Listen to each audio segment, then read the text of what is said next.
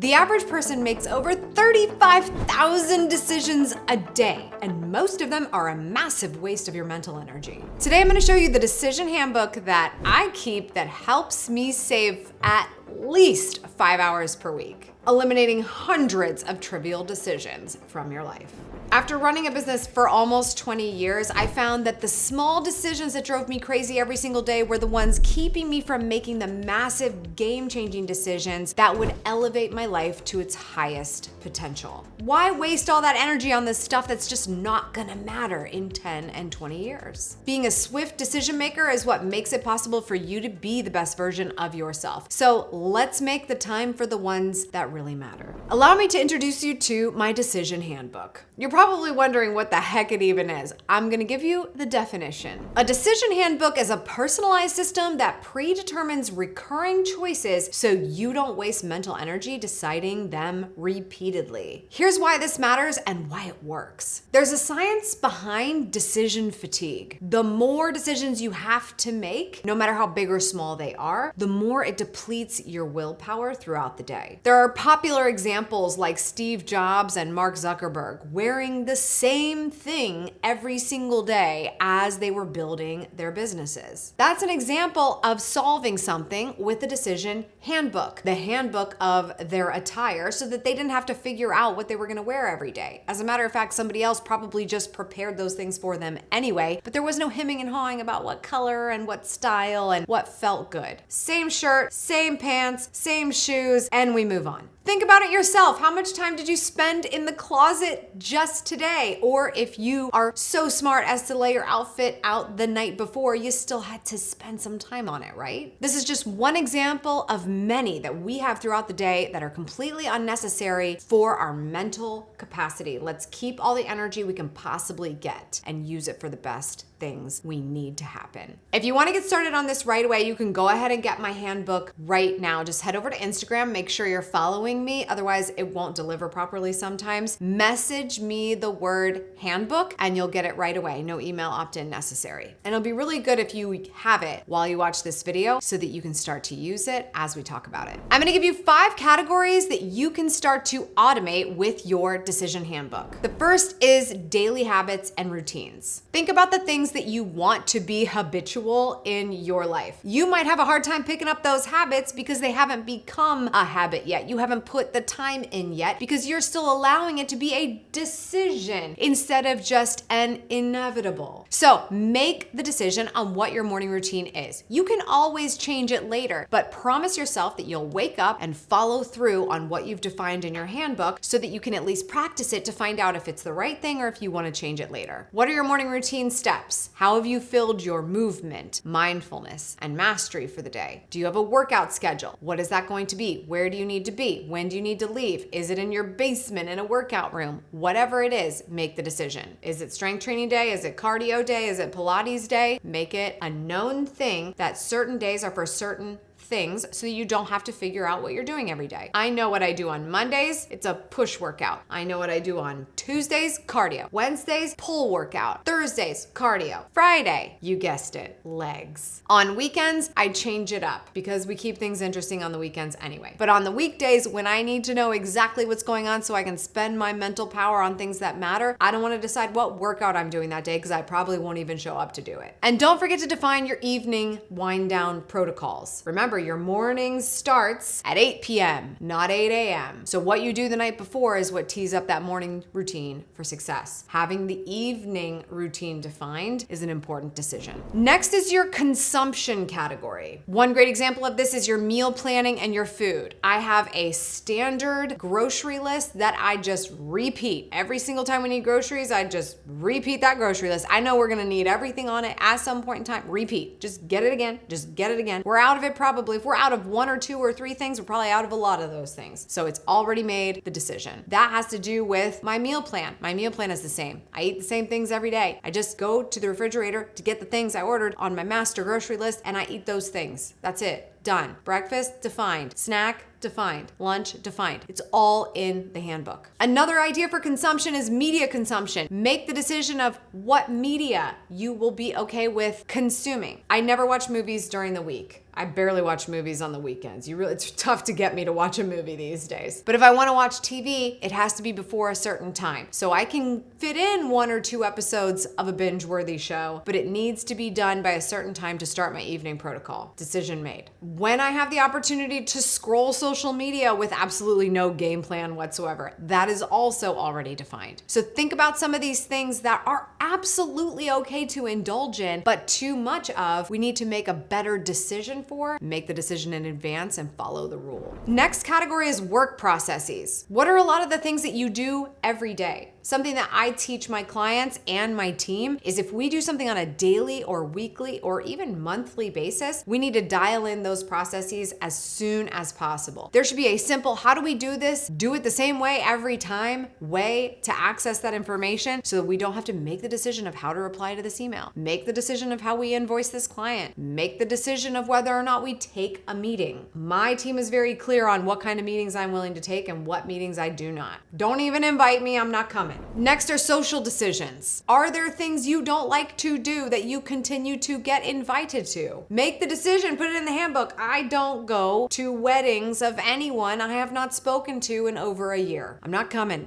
I might send you a gift, but if I have not talked to you in a year, I'm not coming to your wedding. I'm not coming to your shower. I'm not coming to your party. I don't even think I'm gonna go to lunch unless there's some compelling reason as to why this relationship is bubbling back up again. And I am that ruthless for a reason. I made a family. I like them. They are my people. I spend time with them. You are my people. We spend time together. I have my people. I spend my time with them. That's how it works. So any extra stuff is not on the radar. It's already been decided. I also don't just go and grab coffee with people. It's a massive amount of time. Even if it's just coffee, don't ask me for lunch either. It depends on what's going on and who the person is, but I know what matters the most during the day when I'm away from my kids, what I've got to do, and I prioritize based on what my goals are. The decision is made. No arbitrary lunches or coffees happening. And the final category is financial choices. It's really easy to let your finances fall to the wayside when you don't keep track of where you're spending or what you're spending on. Something that's very important to me is if I'm going to spend money and it is on anything, the top priority is I buy back time. I need to be able to buy time. So if I'm spending money on something, if it's giving me more time in my life so that I can focus on what I am best at or focus on my family, that's what I want to spend money on. Of course, we're gonna buy things, but if we're gonna buy things, what is the budget on that? What is the max on that? Have the kids gotten too many toys this month or this year? Have we reached capacity yet? I would argue yes, most of the time. Then what is the decision? Stick to that decision. That's what a budget is. It's a decision. It's you making a decision on what it is. Now that you've got some categories to work with, and you might have a few more that you can think of, make it work for you so that we can now build your handbook. Part of building a handbook is that it is not hypothetical. We don't want a hypothetical handbook. We want a handbook. We want something that's real. We want to pull something and look at it and go, yeah, this is familiar to me. This is real life. This is helpful for decision making because I face these decisions regularly. So the first step to building the handbook is just tracking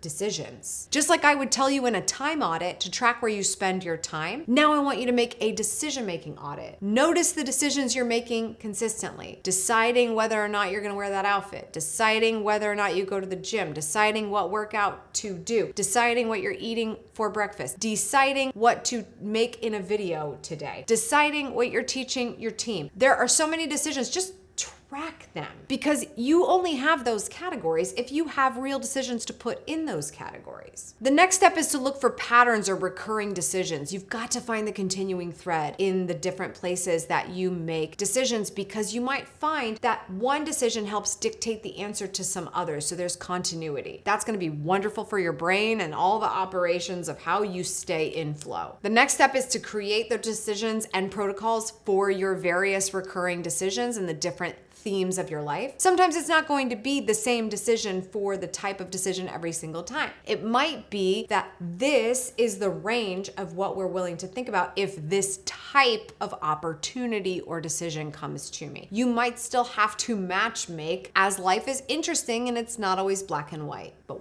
what are the decision rules and protocols that you're going to follow. It might be a couple of questions that help you to figure it out. The next step is to document your decisions. Something that I like to do, I keep track of gifts that we give and gifts that we get. Sometimes that information is helpful for me to be able to make gifting decisions in the future. That is an example of documenting a decision. Did you decide to give a gift? Did you buy something? Did you buy a card? Did you go to the event? All those decisions. I go back to the archives of my projects in Notion. If you haven't seen that video, I share it all in my para method breakdown in that video. Check it out. I can see the decisions that I've made so that I can continue to make similar decisions in the future. And especially when I find I'm pulling up the same old decisions from before a lot, it needs to go into the handbook. And finally, just an implementation and maintenance schedule, because if you keep finding you're opening your decision handbook and going, this isn't even relevant anymore, then it needs some upkeep, and your life evolves, so evolve your decision making with it.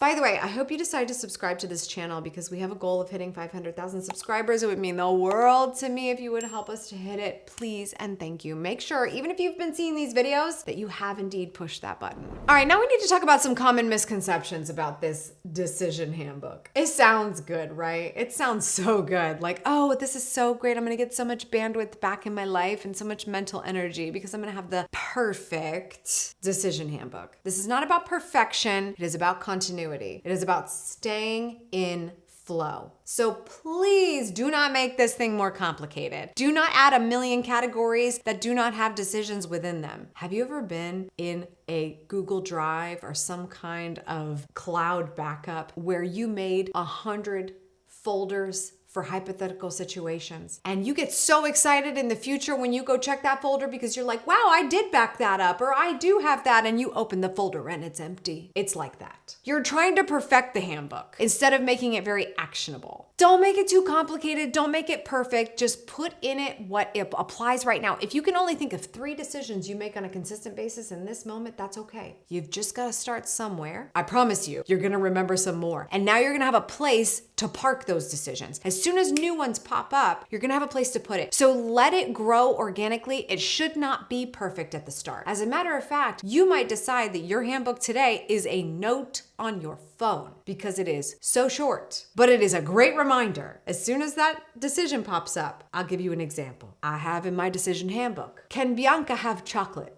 Because I get that question a lot. I now have to decide because my 3-year-old is asking me if she can have chocolate. I have to check my decision handbook to stay firm. So as soon as that decision I make this decision a lot. I'm gonna add that to my handbook. And then I go check my handbook and the handbook says, did she poop in the potty? Yes or no? If the answer is no, we're not doing chocolate today. Sorry, it's not Easter, it's not Christmas, we're not doing chocolate. You're 3 years old, go to bed.